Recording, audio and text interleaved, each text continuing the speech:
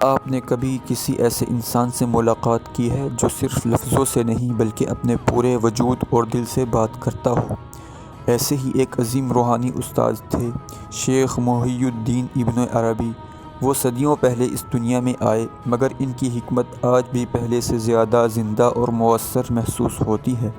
انہوں نے ایک سادہ مگر طاقتور حقیقت سکھائی: اللہ تک پہنچنے کا راستہ نفرت یا تقسیم سے نہیں بلکہ بے حد محبت سے بنتا ہے۔ یہ صرف کتابوں سے علم جمع کرنے کا نام نہیں بلکہ ایک گہری باطنی بیداری کا سفر ہے۔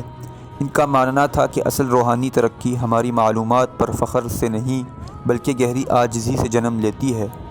ان کا بنیادی پیغام یہ تھا کہ انسان اپنے اندر جھانکے۔ وہ فرماتے تھے، اپنے دل کو پاک کرو، تم اپنے رب کو پا لو گے۔ یہ ہمیں یاد دلاتا ہے سب سے عظیم سفر وہی ہے جو ہم اپنے اندر کرتے ہیں، جہاں محبت اور سکون پہلے سے موجود ہوتے ہیں۔ دیکھنے کا شکریہ۔ ایسی مزید فکری ویڈیو کے لیے سبسکرائب کرنا نہ بھولیے۔